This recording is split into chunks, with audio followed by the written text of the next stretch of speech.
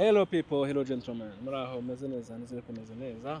Hakurya hakuno ab'i Burayi, abumva ikinyarwanda, abatacyumva ndabasaba gukoresha AI mubashe kucyumva.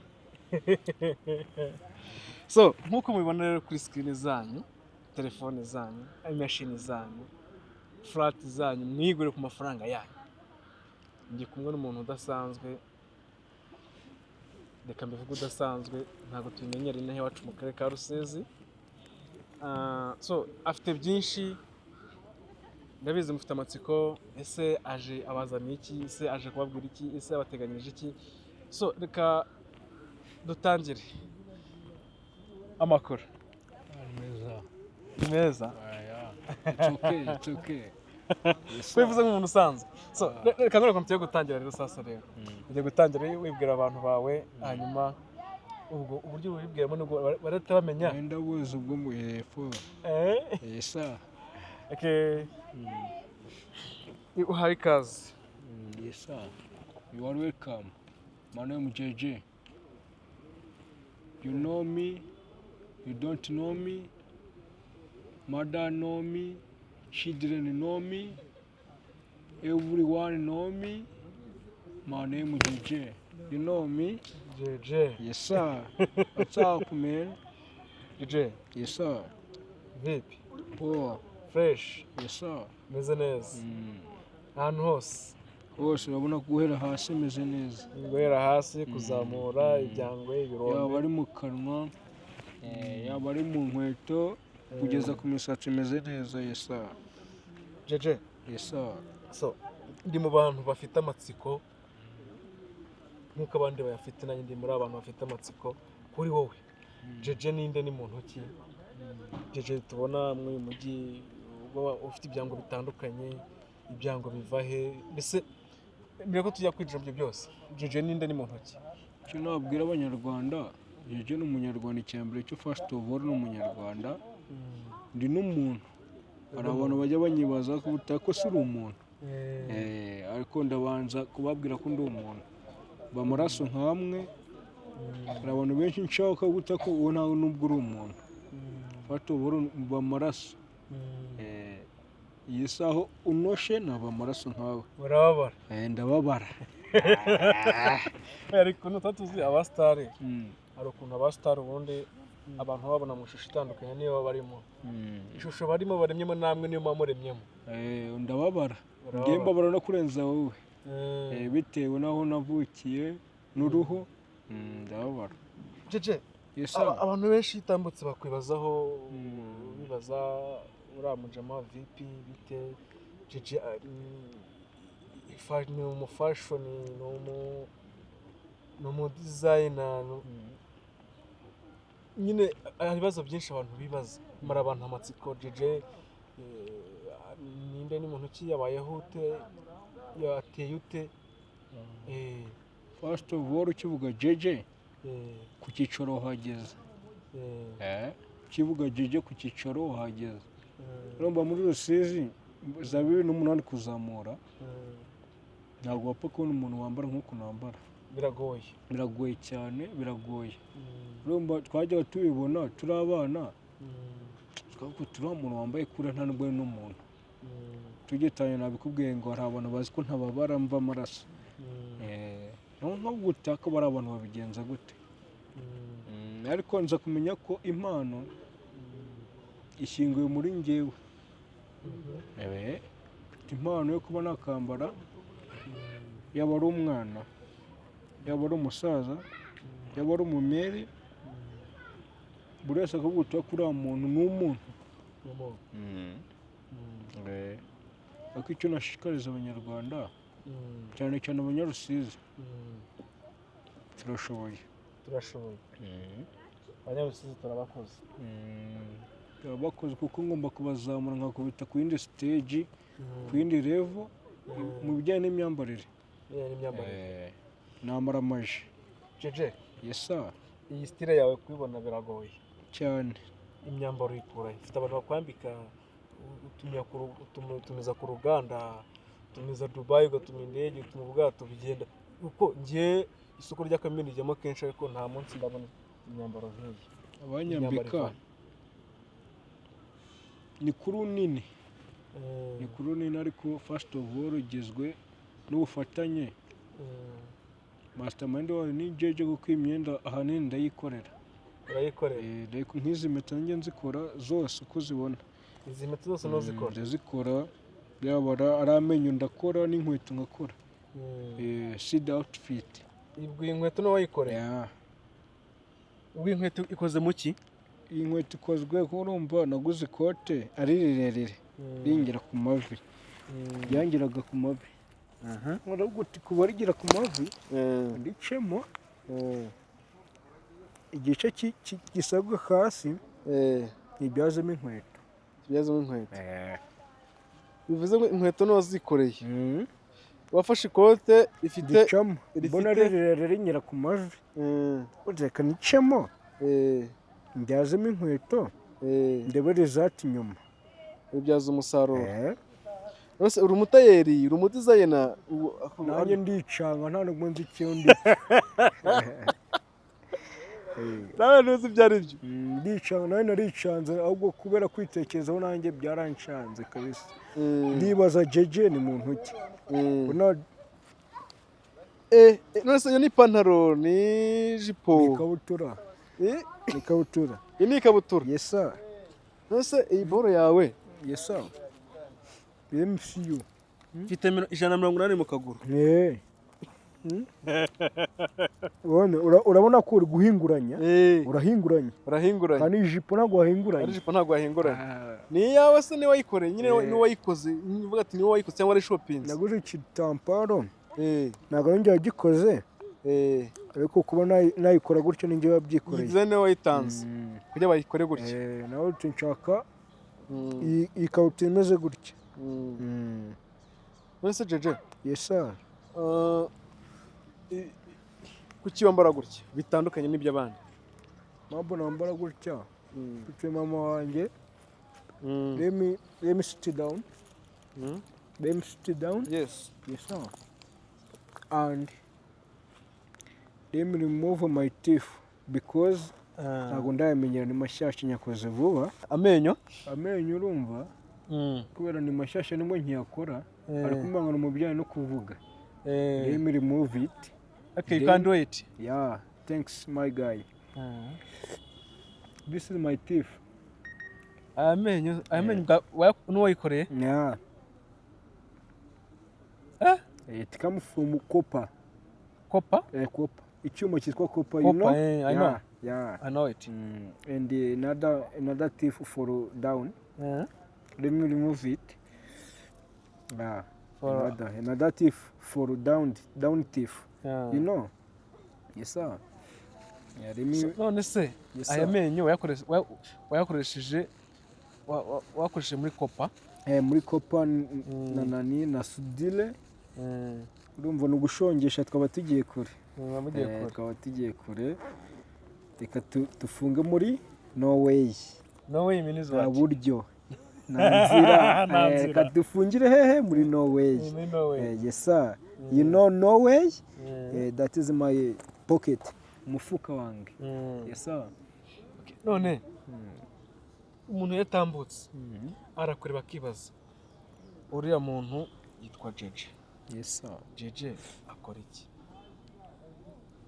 Jeje istile yambara ko ziba zihenze ibirombe ibiki ibintu bya danje utapfa no kubona ibiboro biba bihenze bagaza amafaranga menshi cyane menshi pe bigaragara ahubwo umuntu yakwibaza ngo ni iki kigufasha ukora amafaranga avaye kugira ngo bashe gusapotinga imyambarire yawe igera aha ngaha kabisa. Support mfite first of all mfite ababyeyi babiri bankunda na bashiki banjye barankunda urumva bafite purpose yo kumenya ngo umwana wacu yageze aha ngaha ari hano baramfasha ku rwego rwo hejuru. Mfite bashiki banjye bankunda cyane mushiki wanjye nkurikira arankunda cyane na mama wanjye na papa wanjye barankunda cyane bagufite umuhungu wacu why not atagira hano kandi dufite byose ababyeyi bawe baragushyigikiye cyane. Okay. Yes sir. None se Jeje? Yes. Wakureba gutya ahita avuga ko uri umuhanzi. Yaba yibeshye? ntabwo yaba yibeshye kuko anytime kuko impano mfite ntabwo naba ngiye kwiyemera mvuze ngo zanzukiye ari nyinshi kuko anytime ndabyina anytime nkaririmba anytime nkaba ndi gufashoninga anytime na hosting okay so ndumva rero ufite imirimo myinshi itandukanye ariko reka tubane ku bintu bijyanye no kuririmba so none tugeze ku bintu bijyanye n'indirimbo bavuga ngo uririmbe injyana kubona ari nkubwiye ngo ni injyana ngiye kuvuga injyana ndirimbamo n'akazi wakareka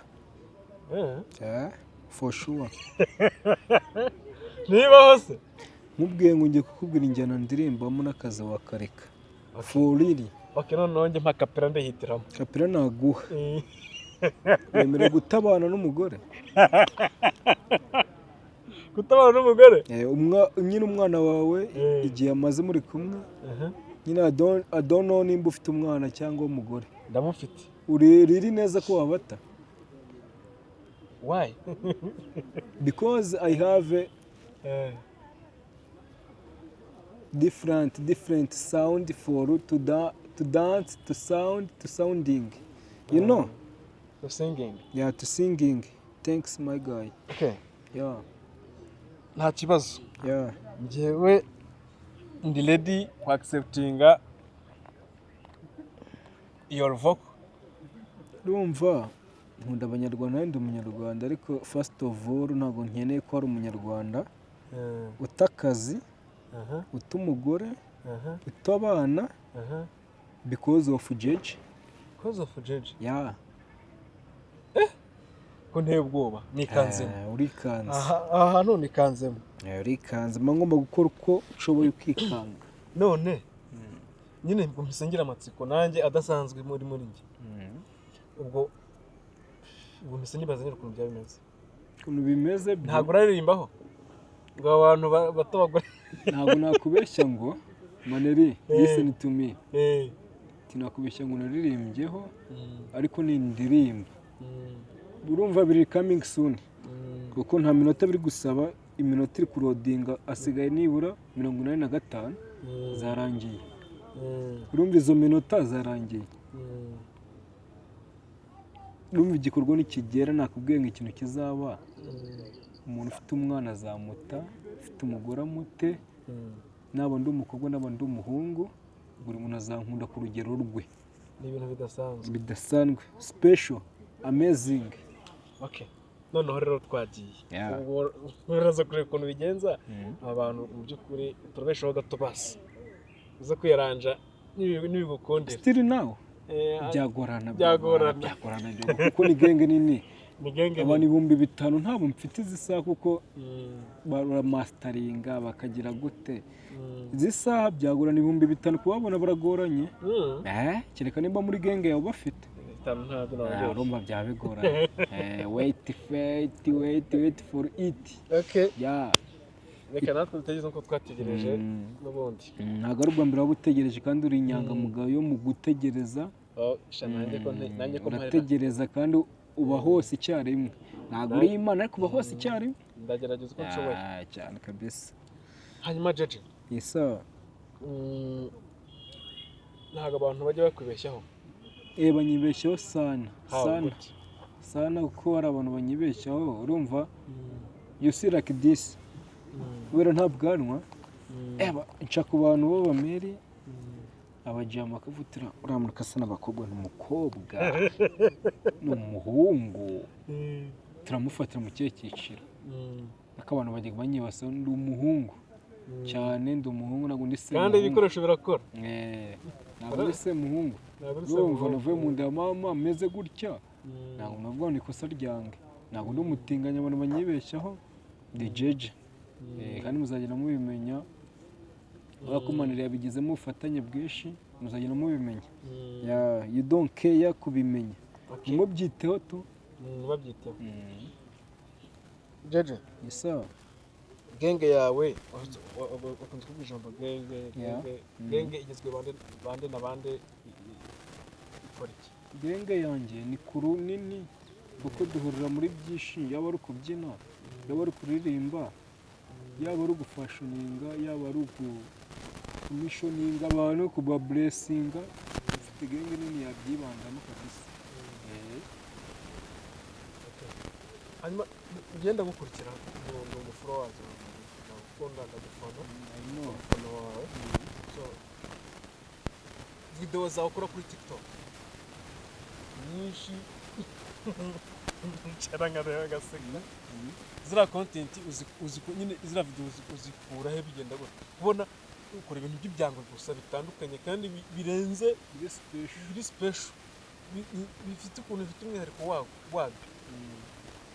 Zira video irajwe n'ibyawe zira video zivaye bira byango biva ni byango biva nakubwiye ngo mastermind Jeje ntabwo natinye kuvuga ngo Jeje kuko ahanini uzarakunda kubona mbaye ibintu binini ntabwo nyabona kwambara ibintu bimufasha. Urumva ndi gushaka purpose nuko ndi kubura support ariko nakora imyenda y'abanyarwanda yanjye aguti n'imyenda y'abanyarwanda. Urumva ko nimba mbona nawe manirwa gutira umuntu wambaye kuriya ni umunyarwanda. Ntabwo ejo nimero ku Kigali muranabahinda arambwite who are you? Urumva who are you birumvikana urinde ahubwo utamujeje. Urumva noneho nanjye nivugisha icyongereza nitaye ko nanazi ko bazi Kinyarwanda ba umwenda mwisema wambaye aze neza mu kintu cyayo Umunyarwanda. Numva Chiri bari mu Kinyarwanda. Respect to Rwandani language. Yasa I got you. Ndavuga ati noneho hano turi kumvikana ntabwo ari bo mbiri Gihina mbiri ntazi navuga ururimi rwanjye mvuga turatangiye icyongereza ndakivuga narize ariko nshobora kuza kujijwa ariko none kuva dutangiye mu Kinyarwanda kanze murabura. Ndabwo ati ngende Jeje nambara gutya nafashe purpose kwikorera imyenda nzaza nambara nabona support imyenda nkayisakaza ikaba public kuko ari abantu bayikunda n'abandi babayishaka gukora nubwo nta muntu ubura abanze pe wenda nta muntu ubura abanze kuko banshidikanyaho ubwo turana n'umutinganya nta muntu wakamurikura turamutinganya bari myumvira abantu kandi abantu bose ko babyumva barabareka bakagumana ibyo hanyuma igihe kikazaba ati numva ndumva uwo muhinde sasa rero mwagize kuki umuhinde turakomeje ndamubwira ati ngende umuhost nsigaye nkorera i Kigali nkorera hano Midnight reka nkubita contact zanjye bazare to join me to fun me to show my show ndamubwira ati nzaza gusininga yo show ndamubwira ati nari ibindi byumva umeze neza ndaza ndebe ukuntu ukora then nza kuburesinga yaramburesinze pe kuko yaramburesinze muri 50 byamaye indi imyenda nambaye ejo bundi nuko wenda muri video ntayikwereka ariko ndaza nyikwereka gake kuri manere. Okay Jeje isa gira ikintu bwira abantu bagukurikiye cyane abantu bagukunda ikintu nabwira ari abantu badagukunda baba nta muntu ukundwa na bose bibaho pe kandi buri muntu wese ko ava akagera afite abamukunda afite n'abantu baba mufitiye ishyari bibaho cyane ubwo abantu bagukunda ugire n'ikintu ubwira abanyeshyari kinabwira baba bavuga ubusa ikintu nabwira abantu bankunda muri gukorera umuntu umwana w'Imana kuko twese turi abana b'Imana kandi muri gukorera mukorera imbere mukomerezaho kuko muri kumfasha kugera ku nzozi zanjye. Noneho abanyanga b'ikintu nababwira muri kurikirwa n'ubusa mumeze nk'abantu bari gukandagira ku nyanja bayita umuhanda baza gukandagira ku nyanja ugira ngo ni nk'umuhanda uratoga ukahita ugwa akahehe ku ndiba muri kurikirwa n'ubusa bari kunyara mu kivu bari kunyara mu kivu kuko namaramaje naje neza afite umuryango nkunda ntabwo umuryango wanjye nkunda nk'uko ndi umutinganyi kwisukisha bibaho mu Rwanda nimba mbazi ninjye muntu wa mbere wazanye kwisukisha muri Kamembe nzana kwituberamo amatwi n'amenyo ninjye umuntu nazanye n'inkweto zitandukanye muri Kamembe rero ntimumburesinge nabi ahubwo mwumve ko ndi kuzana iterambere muri Kamembe abantu banyanga mwumve ko ndi kuzana iterambere muri Kamembe. Okay, nibafata iki kintu wowe wa muntu we ureba DJ ukamaramo ibindi ukimagina n'ibindi bintu bitandukanye n'icyo ari cyo, shishoza neza urebe ukaragura ururimi mu kanwa icyo ugiye kuvuga ugiye kwatura kuri jeje ubanza urebe se nicyo cyangwa si cyo, sibyo ra? So no way nimba bavuga ngo umutinganyi ubwo warabahaye siko bimeze buriya nta muntu ushima atabonye nta muntu ushima atabonye n'ubwo n'umukobwa agatambuka nkambaye akantu kagufi ngo ni indaya araryamanye urabizi neza ko mwaryamye bishowe neza mwararyamanye yego. So nibyo ngibyo kandi ibintu bya entertainment nta turagomya kwirwana byo cyane abantu bazi ko kuba uri mu entertainer ari ukubikirara ari kuba bitabi uri indaya uri umusinzi ariko baribeshye nakazi chef nakazi uranye kugira umwana wanjye njye kumugurira iduka hariya namwigisha umwuga hariyo umwuga wa social media akagenda nawe kuko niyo vision dufite moneri dufite vision yo kuvuga ngo social media ziri imbere social media ziri imbere kandi niko kazi kuko nimba umusaza tuburesinga kavuga uti why not mutabona monetize mu kazi byaza umusaruro ukwezi kumwe akaba yidutayemo. Rero umuturage kuba ari mudugudu cyangwa kuba arinda kuba yamburesenga nawe ngo umutinganye cyangwa yambaye nabi ahubwo namfashe nk'umwana w'iwabo tuzamurane. So rero jeje ikiganiro cyacu reka tugicumbikira aha ngaha gusa ndagira ngo ugire ikintu ubwira abantu bagukurikira no muri rusange bakwitegeho iki ikintu nabwira abantu bankurikira muri rusange unyitegeho ibidanje most video, most fashion, most music, everyone you think, yeah, I come to see you, to catch you, to show you everything you wanted to see, yeah. Okay, thank you so much, Jay. Yes, sir. Hanyuma rero Imana iguhe umugisha kandi uhahe uronke utere imbere n'abantu bagushyigikire. Hanyuma platform ze ndagira ngo tuzibibutse. Platform zanjye first of all kuri TikTok nitwa JJ Irene. Irene, she's my wife. I love she. Yeah. Umugore? Yes, sir. I have. Yeah. Umugore uragira abana? Umwana ndi gupropose ko 2027 nzakwereka igihangano cyanjye. 2027? Nzakwereka ijya amasoro yanjye kabisa. Yes. Okay, komeza. Noneho icyo nabwira abantu kuri YouTube abantu babwira social media platforms zawe. YouTube ndi kuyipropose kuko yabaye banned.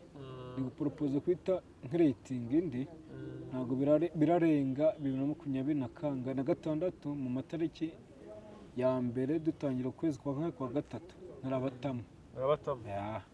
Okay, ngiye nzagaruka hano nzagaruka aha ngaha tuje kugira itafunguye 10 yawe noneho tuje kugira tuje kwibwira abanyarwanda n'abumva ikinyarwanda basomye rusange. Niyo abatacyumva azacyumva ku ngufu. Ubu byaroroshye basiga batranslate. Azacyumva ku ngufu. Uko nimba nzengwe ko nakoze kiri n'umuhinda akambwira uti wakoresha ikinyarwanda ko nanjye ndimo neza. Ya nibyo.